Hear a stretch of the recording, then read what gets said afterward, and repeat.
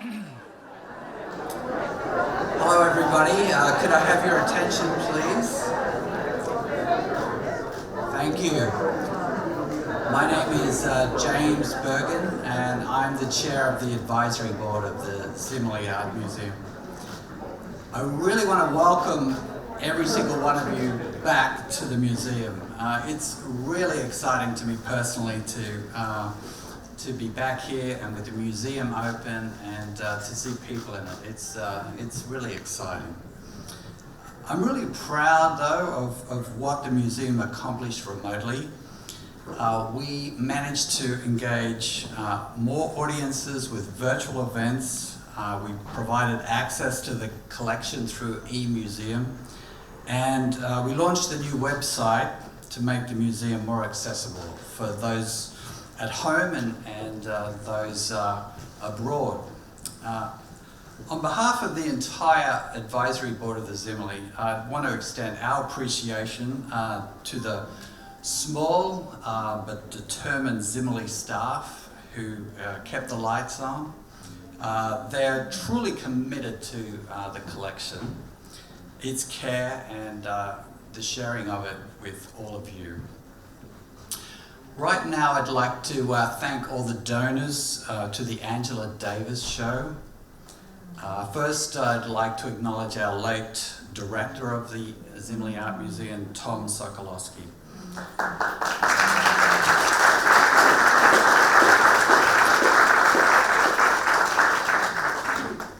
As you know, we lost Tom last year, but he enthusiastically embraced the idea of an exhibition devoted to the images of Angela Davis as the final project in his very distinguished career as a museum director. He called this show Angela Davis Seize the Time, and it joins many of Tom's other exhibitions and collaborations in bringing politics into the art museum. We are very, very sorry that he isn't here to see it today because we know he would have loved this show.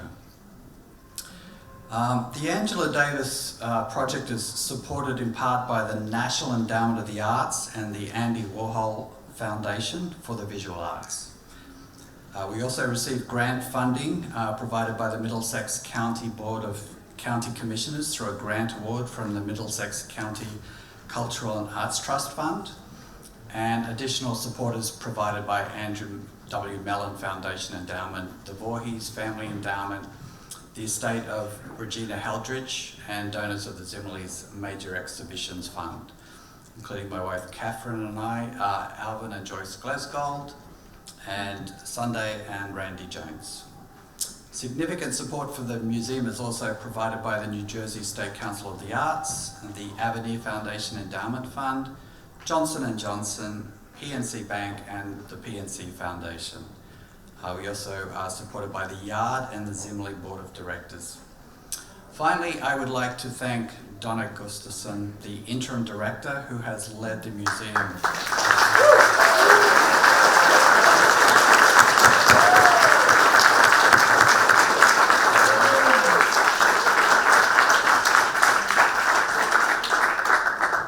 Donna has led the museum through the challenges of the past year with great aplomb, and she's always ready for any challenge and has done a remarkable job, not only with the museum, but with this exhibit which she curated. So with that, I'd like to hand it over to Donna for her opening remarks.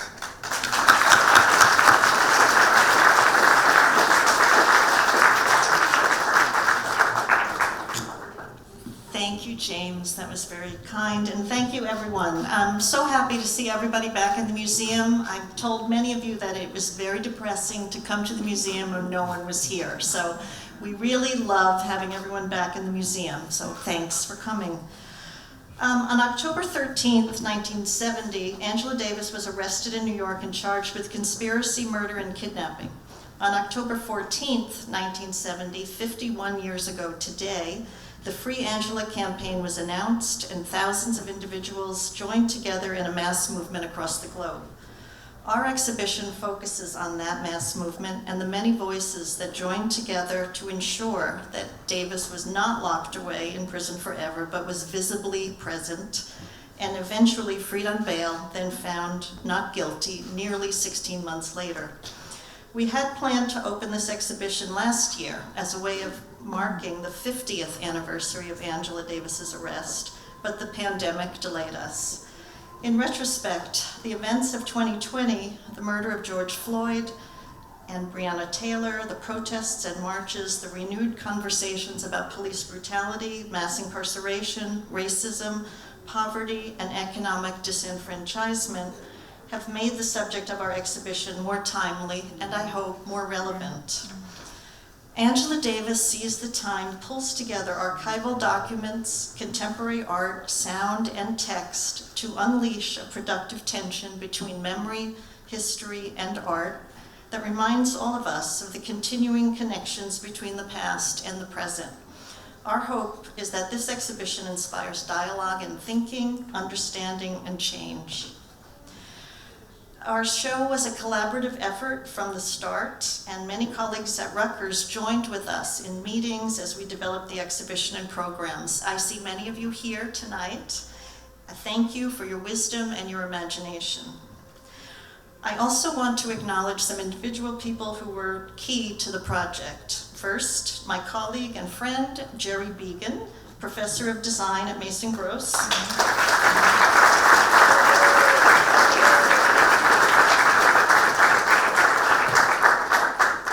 Jerry is the co-curator of the show, and his research and design skills have contributed greatly to the book and the exhibition. It was Jerry who suggested that we do an exhibition on this subject of Angela Davis and introduced me to Lisbeth. Lisbeth Tellefsen, whose archive is the heart and soul of this exhibition, and Erica Huggins, who, like Angela, is one of the heroines of the 20th century, is here tonight. Lisbeth and Erica.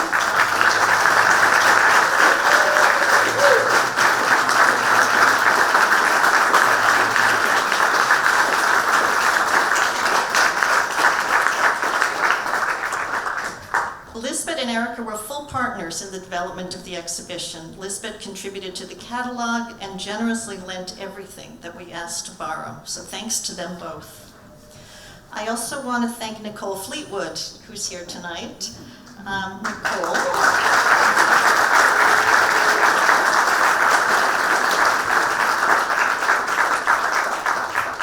Nicole Fleetwood, who was recently awarded a MacArthur Genius Award.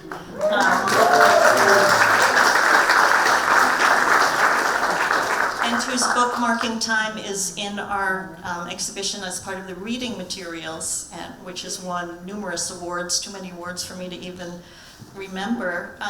Nicole was part of our advisory committee right from the beginning. She wrote an essay for the catalog, and she is also the curator of the Mark Lofney Pyrrhic Defeat, a visual study of mass incarceration 2014 to the present, which is up in the Focus Gallery of the lobby.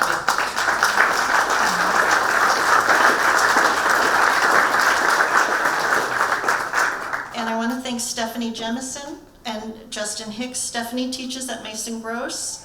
She and Justin put together that wonderful sound installation that you can hear a little bit now, called Black Gold 3. It's a fantastic part of the exhibition. We're really delighted to have Stephanie in the show.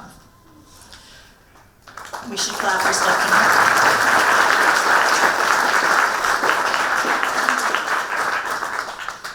And let me also say that Diane Huff, who is now at the Studio Museum in Harlem, is not here tonight, but she was also a member of our advisory team, and she, was a wonderful collaborator on the project.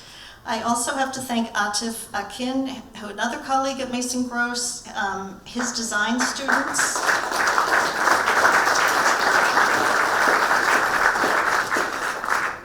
His design students used the Angela Davis exhibition as their semester-long design practicum project. They designed much of the look of the show, from the outside banner to the colors that are used in the exhibition and to some of the marketing materials for the show. And I would also like to acknowledge Yevgeny Feeks, who I know is here. Yevgeny contributed 2 works to the show, and we're delighted to have him in the exhibition as well.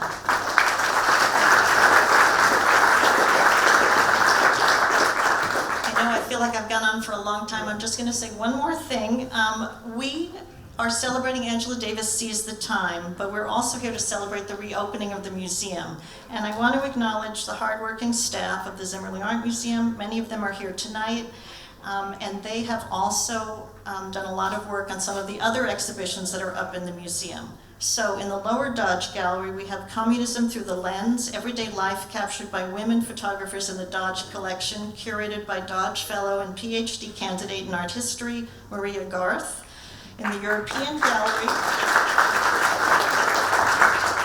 we have The New Woman in Paris and London, 1890 to 1920, curated by Curator of European Art, Prints and Drawings, Christine Javiskis.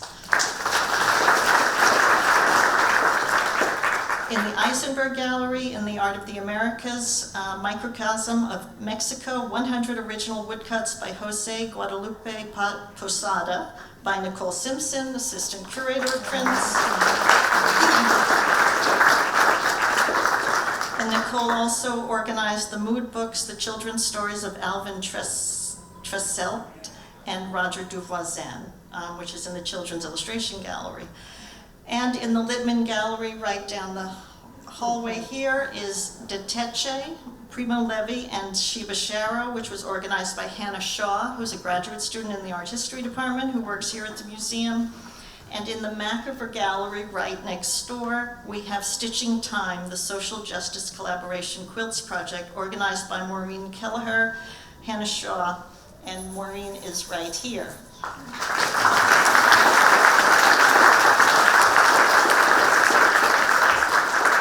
And thanks to Kenya, who I think is on the phone.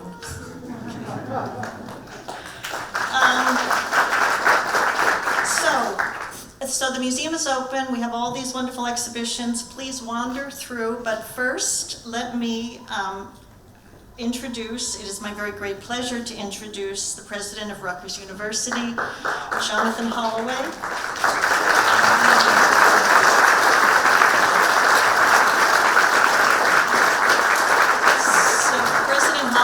Here when the museum was in a state of disarray. He was here for a behind-the-scenes tour, so I'm really delighted to have him here to see the museum at its best. There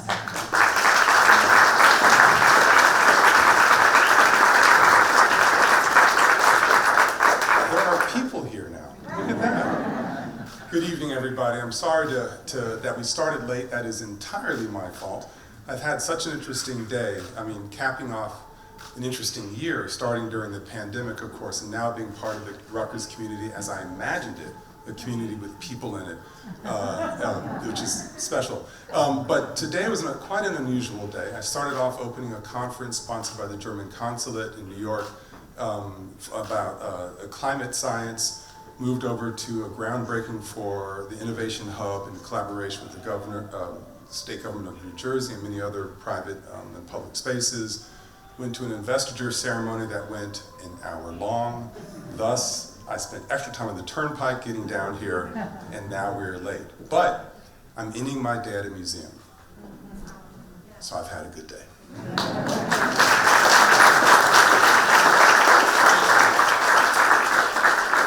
When I think of universities, I think that, boy, what a privileged space those of us who work at universities, what a privileged space we get to occupy.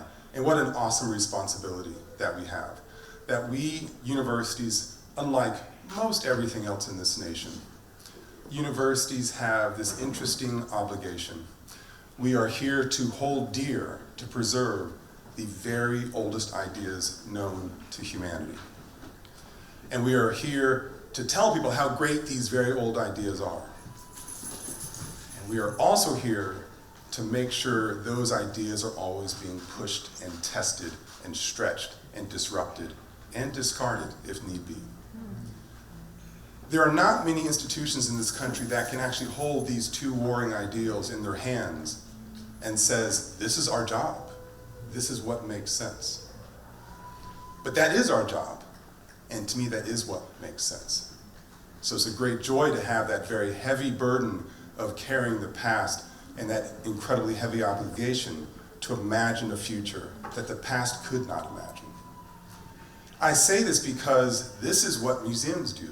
Well, really good museums. This is a really good museum.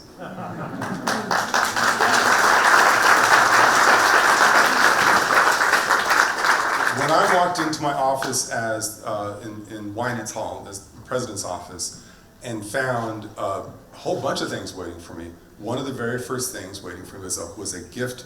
It wasn't a basket, it was like bonanza from the Zimmerli. All kinds of swag, including Angela Davis Sees the Time. I'm like, what is happening? What did I just walk into at this university? This 8th oldest university in the country, one of the original colonial colleges, and the art gallery is having an Angela Davis exhibit. I'm like, okay, cherish old things, think of new radical things. I guess this is what my art museum is all about. I'm like, I love it. I absolutely love it. And I'm so thrilled that, although that was all postponed because of COVID, they were able to seize the moment, as it were, and remount or officially mount the exhibit, which I have not yet had the chance to see. I'm sure it's fabulous based on the coffee table book that I did get gifted and was just really blown away by.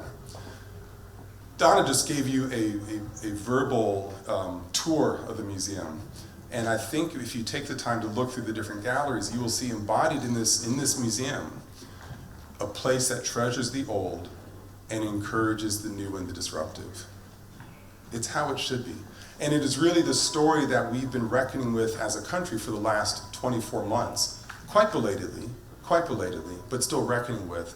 Things that are as old as this country, woven into the definition of its existence, things that are really hard things to say, really troubling things to say, things that Angela Davis and her political allies were saying quite loudly in the 60s and 70s that needed to be disrupted and people didn't want to hear it. And we know how that story ended, started, stopped, ended, started, stopped. And then born of incredible tragedy, not a new story, but newly told story, with the murders that were just being chronicled with, sorry, the sound threw me off, like, wow, what is going on? With the murders of George Floyd, Breonna Taylor, Ahmaud Arbery, and I could go on and on and on. Coupling that with a pandemic where people had the time to think, wait, what is going on? What is going on in terms of the narrative of this country? What is this country we thought that we were born into? What are the opportunities, the ideals? What are we? And getting difficult answers back. That is okay, as unsettling and as hard as it is. And I say that's okay because being at a university, that sounds like the important work of every day. The important work of the everyday in the classrooms, in the lecture halls, in the seminar rooms, in the laboratories, in the studios, in the art galleries. We need our places to be bold adventurers in what we thought were familiar territory, familiar waters. It is the only way out of this really challenging moment which we find ourselves in. And we're in a moment when people are listening, it seems. It's also a lot of shouting, trying to drown out opportunities to listen. But while we have occasions like this in this exhibit, let's take the time to listen with our whole bodies and recognize that this is the work that we are supposed to do at a great research university like Rutgers, at a great art museum like the Zimmerli. Thank you so much.